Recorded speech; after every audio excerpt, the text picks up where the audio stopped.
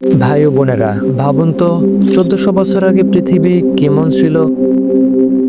তখন বিজ্ঞান সম্পর্কে মানুষের কোনো ধারণাই ছিল না। কোনো টেলিস্কোপ, কোনো স্যাটেলাইট, এমনকি পৃথিবী যে ঘুরে সেটাও মানুষ জানতো না। আর তখন চাঁদকে মানুষেরা এক টুকরো দেবতা মনে করত। আর ঠিক তখনই আরবের এক নিরক্ষর লোক ঘোষণা করলেন, চাঁদের আলো নাকি প্রতিফলিত আলো।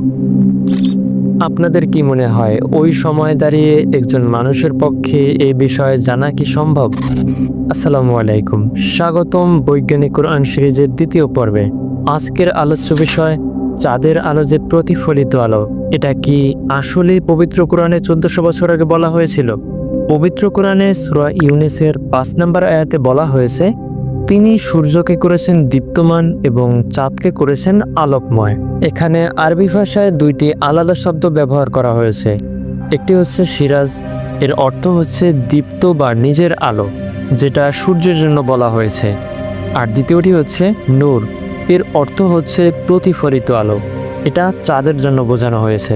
এখানে লক্ষণীয় বিষয় হলো সূর্যের ক্ষেত্রে বলা হয়েছে নিজস্ব আলো এবং চাঁদের ক্ষেত্রে বলা হয়েছে নূর, মানে প্রতিফলিত আলো। এখন বিজ্ঞান কি বলে? আধুনিক বিজ্ঞান আবিষ্কার করেছে চাঁদ নিচে থেকে আলো দেয় না, বরং সূর্যের আলো প্রতিফলিত হয়ে পৃথিবীতে আলো দেয়। এই তথ্য 1920 সালের পরে বিজ্ঞানীরা নিশ্চিত হন। কিন্তু একজন নিরক্ষর আরব মানুষ সেটা 1400 বছর আগেই কিভাবে জানলেন?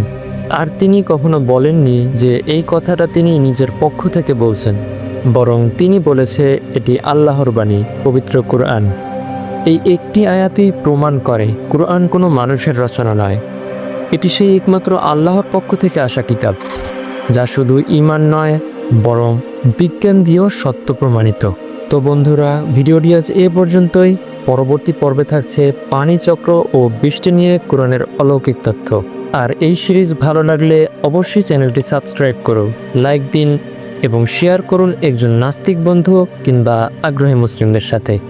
খোদা হাফেজ।